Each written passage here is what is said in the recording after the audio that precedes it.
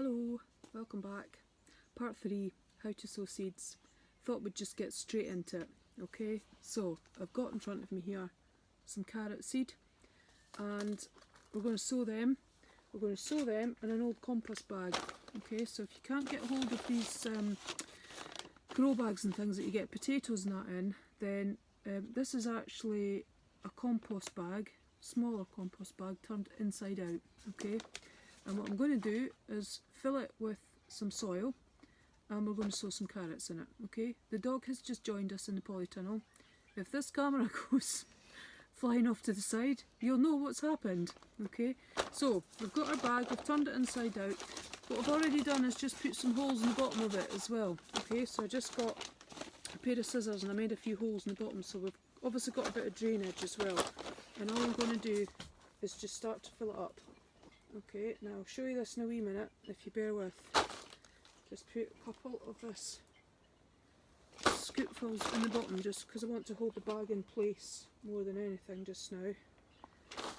Okay, glad to say the dog has not knocked the camera over. Going to get his chew. Okay, there we go. So I've got a little bit of weight in the bottom there. Okay, and I'll try and show you this. I'll just take a scoop of this out. So just a normal compost, and all I've done is I've just added some sand through it. You probably won't be able to see this very well. Okay, so maybe about a scoop and a half of that I've put some sand through, just because carrots like the ground to be just a little bit finer, the soil to be a little bit finer. If there's lots of stones and rocks and things in there for carrots, then they'll not grow straight and you don't get a very good crop out of them. And also not overly fertile. Okay, you don't want really rich ground for carrots because that can cause them to fork. You end up, instead of a nice long root, you end up with a forked root. Okay, so you can get the same thing if they're trying to push their way past stones and stuff like that as well. So I've added a little bit of sand into this mix as well. Okay, so hopefully you can see that. And all I'm going to do now, she said, hopefully, is just take my trug of my soil that I've prepared. Try not to get it all over my gravel. And just tip it in.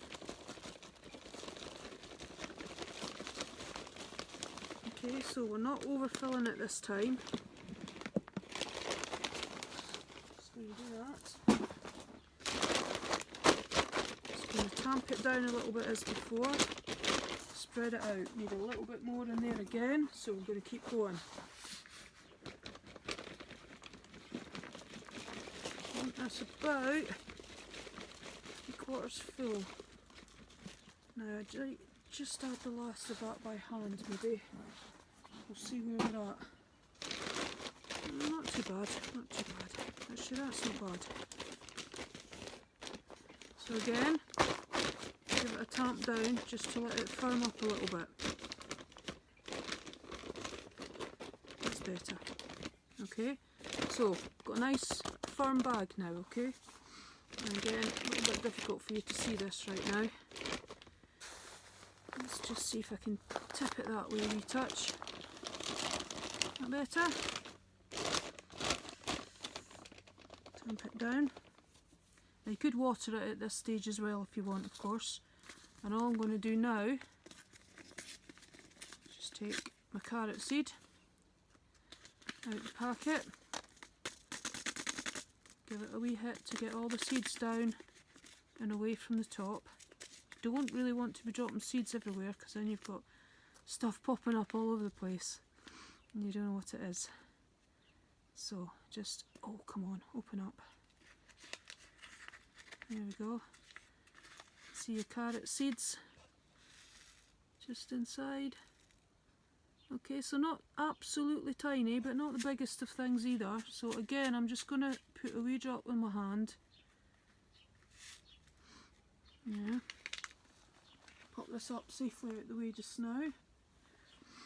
Okay, so I've got some on my hand here. Okay, into my bag. Now I am just going to have to pop this right up the right way. Otherwise they're all going to fall out, aren't they? That wasn't very sensible. you tamp down, and then I'm just going to take thumb and forefinger, sprinkle them just over the surface. Now don't sow too many. This is the biggest mistake I think that beginners make, and I was very guilty of this. You tend to put too much in and you over sow, and all that does is you end up with a problem in your seeds which is called damping off, and they look like they've been pinched at the base. You'll see the stem going brown and they fall over, they collapse. Okay, and that can be caused by sowing too many seeds in the one bit. But you're dead keen, you want to get going, you think, oh, sow as many as possible, but you're actually just causing yourself a wee bit too much trouble sometimes. So I'm just going around the edges here where there is a couple of wee gaps, but that's all I'm going to do. Okay, get rid of these. I've got some left in my hand, so I've probably sown about half of what I had in my hand there. Okay, maybe even a wee bit less than that. I'm just going to pop these back in. Careful not to spill. And these ones, what were the name of these ones? This is Chantenay Red Core. Okay, so I'll make a wee label up. I'll pop the label in so I know what they are and when I sowed them and when I can expect to see them coming through. Give them a wee water, and that's us sowing some carrots in an old compost bag. Okay, I thought it would be better just to show you it this way as well before I just finish this off, because you couldn't really see what I was doing earlier, but hopefully you can see on the surface there all of the little seeds that I've just sown. Yeah, and then all I'm going to do now, obviously just top it up. Yeah, so break up a bit, get it nice and fine, and then all I'm going to do is just take a wee drop soil at a time and just cover them over. Fine, fine, fine. That's it. And a wee bit again, just till I've got them all covered up. Sorry, my camera shots are dreadful, aren't they? I'm not going to win any prizes for photography, am I? Who cares, as long as I've got carrots to eat, eh? And again, just into that corner. There we go. So it occurred to me while I was filming this that you wouldn't have actually been able to see very much of the seed. And you certainly wouldn't have been able to see me sowing it, so let's just show you it from the top there. So that's them all covered up now. Okay. And all I would do from here, pop my label in and water it. Okay, and we're good to go.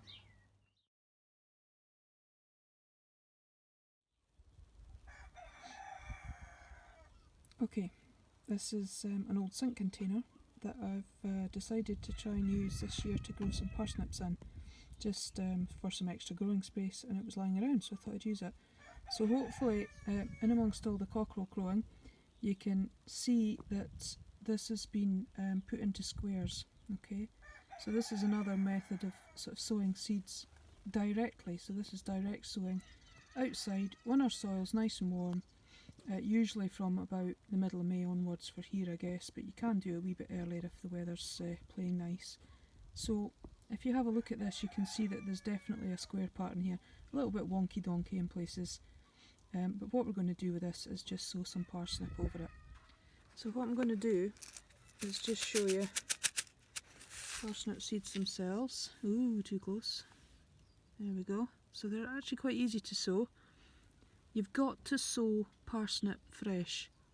So don't try and keep seed from the previous year and sow it. It's one of these ones that really has to be sown fresh. It can also be a little bit awkward. It's a bit temperamental, parsnip. They can take quite a long time to come through.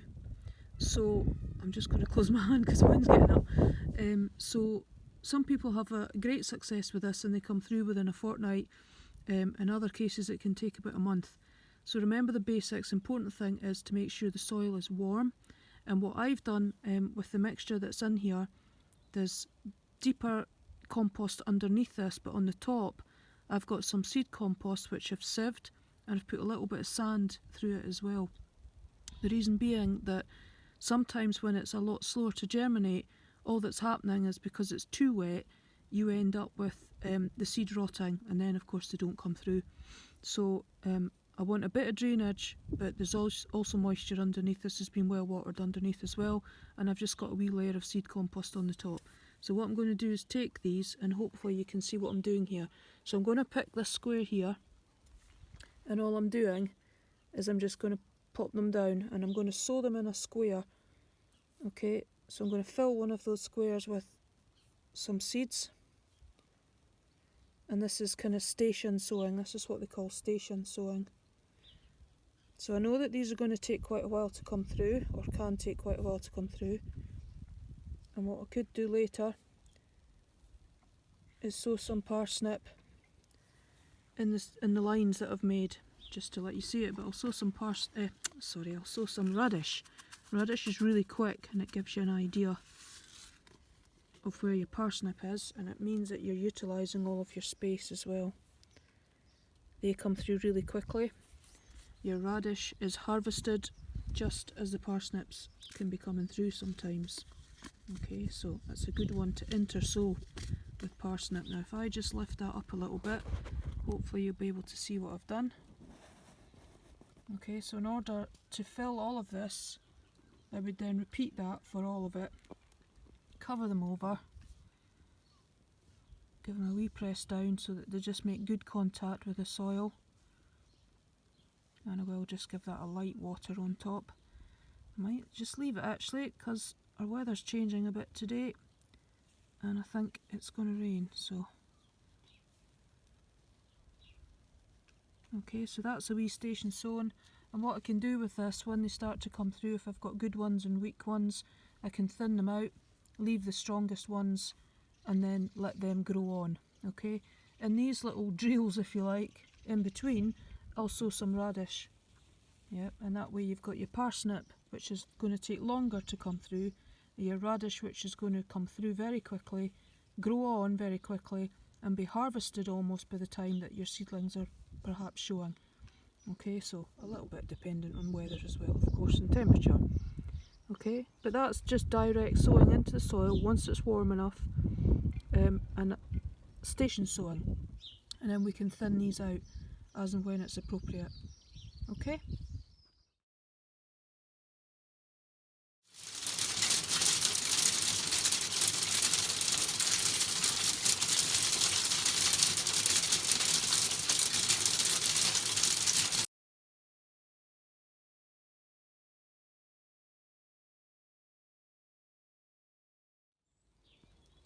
Now, when you're watering them, just want to show you something here as well.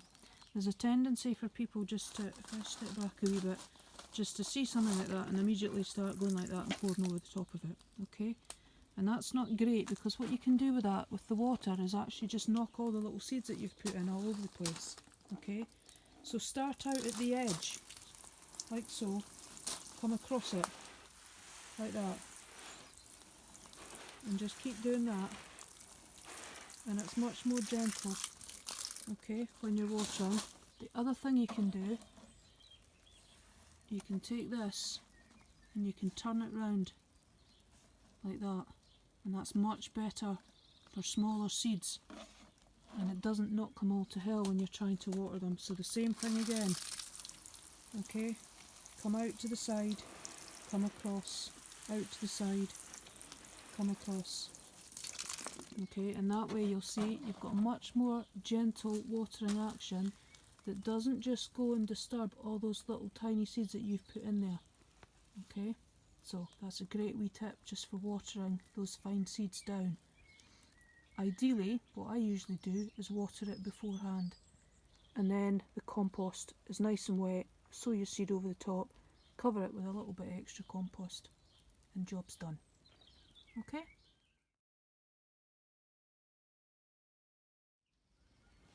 Now, these are some flower seeds that I sowed just at the tail end of last week, I think. So these are just from my garden, but I just wanted to show you another method of watering, one that I would use for things that are a wee bit more sensitive again as well. Just one of these pressurised pump sprayers. Fill it with some tap water. Now, I tend to use tap water for small seeds like this. Again, some of the water butts and things can have little bits of bacteria and stuff in it, and that can also cause damping off diseases as well. So you don't really want to encourage that, but maybe I'm just being a little bit fussy, but just be a wee bit careful with where you're getting your water source from, and make sure that the water butts that you're using are being used regularly, and it's not like stagnant water that you're using, basically, I guess is what I'm saying. Now if you just have a very quick look, you can see the top of these seeds. If you think back to our very first lesson that we had a wee look at the seed parts, these bits here, that is actually the seed coat, and it's sticking over the top of the leaves there just now, so we don't really want that because that might do a wee bit of damage. I'm going to make a small admission here, I've actually already soaked these, but what I would do is just give them a wee gentle soak. Yeah, I would then leave them for a few minutes, let it soak in, and then come back to it. And let's see, I can just adjust that camera a little bit. God, this is not easy, trying to do two things at once. There you go. So I've just managed to pull that off, and then that way it hasn't damaged the wee seed leaves underneath. Okay, that one's not ready to come. Leave it alone. That one's just slid off beautifully there as well. Because we don't want to really leave that, because you could end up damaging those leaves, and then your little seedling is lost. Yeah, if you damage them to start with, then you could lose it completely. Okay.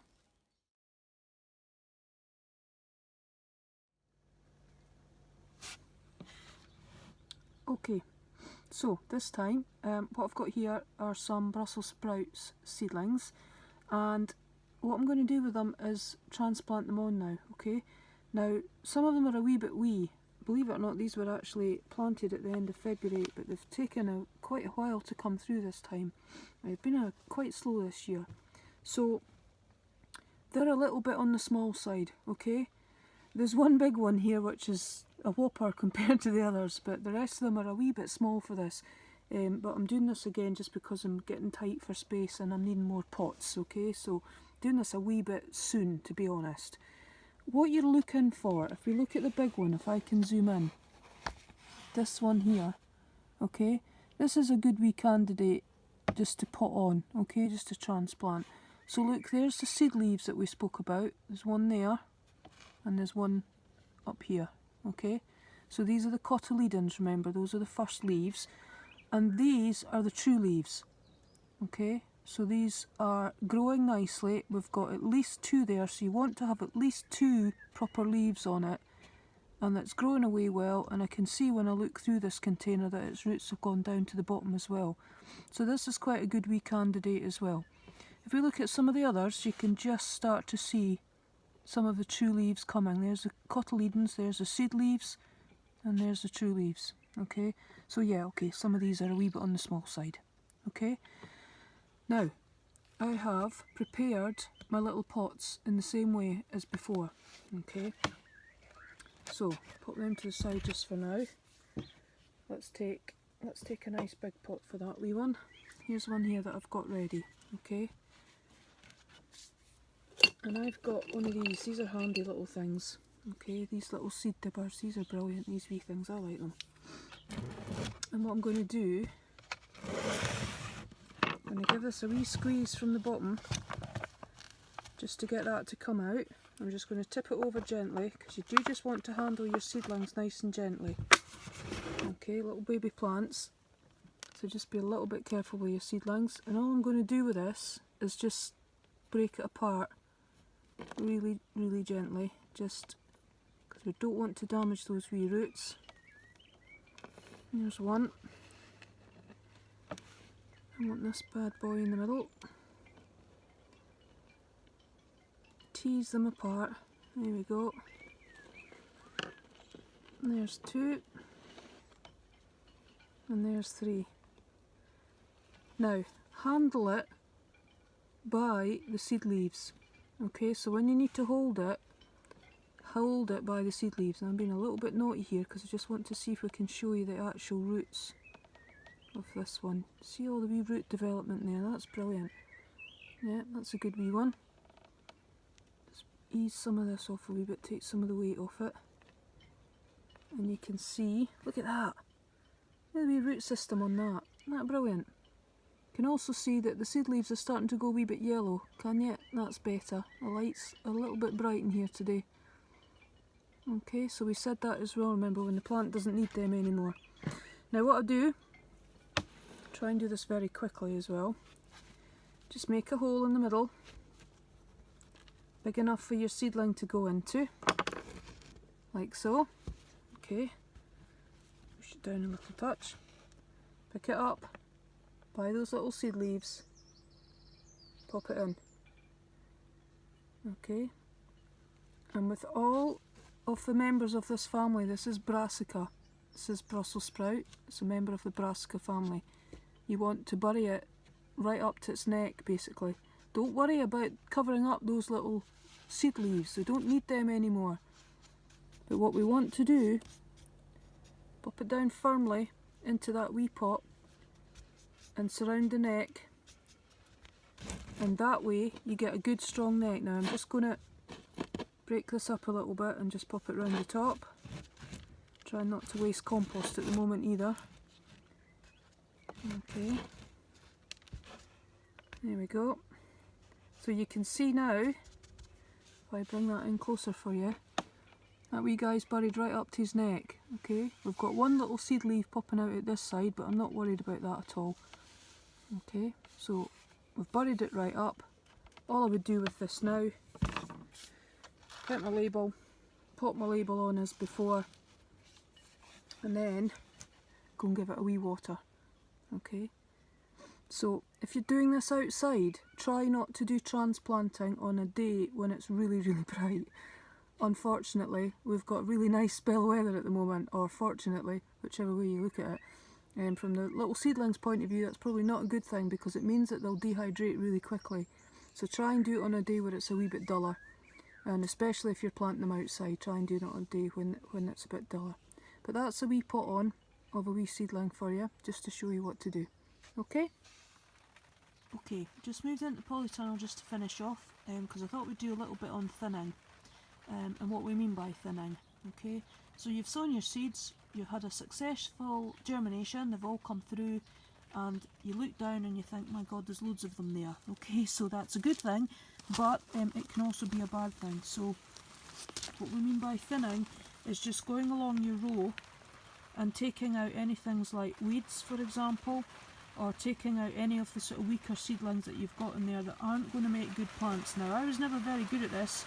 Shannon will be having a giggle, because I always used to feel sorry for the seedling, think, no, you've battled on, you've made your way through and I'm about to rip you out. There's no point in keeping stuff that isn't going to be healthy, okay? If it starts to break down at all, you'll see the leaves and that all starting to yellow. All you're doing with that is attracting slugs in. They love decaying material. So there's no point keeping stuff that's weaker, okay? You've got to take that stuff out and just grow on your healthy stuff for nice strong vegetables, okay? So this is a row, this is spinach actually, I think. Let me just check that I'm looking at it. Yeah, this is spinach, okay? And it was sown on the 21st of March, okay? So you can see we've got some fairly strong individuals here. We've also got some weeds as well, so I don't want the weeds, so take the weed seeds out, okay? Here's another one over here. Sorry about the noise of the rain, it's getting heavy. Okay, but if you have a wee look here, we've got sort of stronger ones. There's actually 3 there, okay? I don't really want 3 there. Sorry, there it is. I don't want 3 there, so what I could do with these, I don't have my wee dibber on me just now, but actually all 3 of these are quite good, so what I might just do is just thin these out a bit, just lift them out, leave one, and just space them a little bit. But there's a good example there. There's 2, strong one and a weak one. Take away the weak one, okay? Here's one here that's got distorted leaves on it, okay? Take that away. Okay? Take away the weaker one. And again, 2 or 3 here that aren't very good. Take away the weaker ones. Leave the strong one. That's a good one. There's a big one and a little one. Sorry, it's difficult to do this, you know. My camera skills are not brilliant, as you've probably worked out already. Okay, again, there's 2 or 3 there, but there's... I don't know, that one's okay. Let's leave them and I'll just thin them out a bit. There's another weed seed. So you get the idea. Okay, what you're looking for is some nice spacing between each of your seedlings. Okay, that then allows these to grow on. It also means that they're not competing with each other for light. They're not competing with each other for nutrients. And the other thing, which is quite important as well, is that there's actually good airflow going round all about these little plants.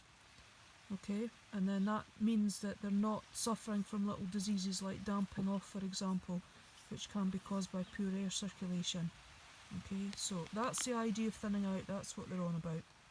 And you would just work your way all the way along your row until you had some nice final spacings between them all. If you look right down the end here, there's a bit of a gap there, so some of these stronger ones that are here at the start of the row could go in there. Okay?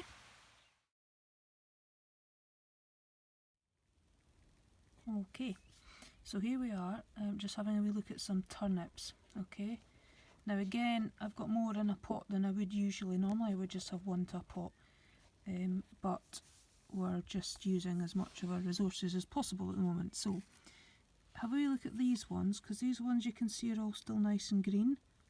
Yeah, so these are good. If you have a wee look at the bottom, if you're deciding when to pot them on, you can just see we've got some roots coming out the bottom as well. Okay, so that's usually quite a good sign that these guys are ready to move up. Okay, you've got the remains of some of the cotyledons there as well, that's okay. But if we just have a wee look at this one, I just move it round, hopefully again you can see this, it's very bright still. Lift that one up, and let's see if we can get this one into the sun. Can you just see the coloration, the discoloration there on the leaf? So we've got a bit of yellowing and a little sort of hint of red showing there as well. Okay, now our plants need lots of different nutrients. Okay, there's about 17 major nutrients that they need, macronutrients they're called, and that just means that they're the ones that are needed in large amounts. So that's another wee telltale sign that these wee guys are ready to pot on. So the soil that they're in at the moment, and especially because I've run 3 in there instead of usually just the 1, that's me sort of getting an indication from the plants that they need potted on. They've used up all of the nutrients that are available in that soil to them, and they're needing to get into some fresh soil. So that's a good wee sign. So these ones are all quite good. If you have a wee look at these ones are suffering a wee bit. Okay, so there's a good one round there. Let me just turn that round. Look at these leaves here. Lift that up, and you can have a wee look at those leaves there. So really, really pale. Yeah, so lacking in nitrogen, potassium, phosphorus, calcium. Those are the biggest, largest ones that plants need, along with loads of others as well. Those are the main ones. So these are great little telltale signs that these wee guys are needing to be potted on.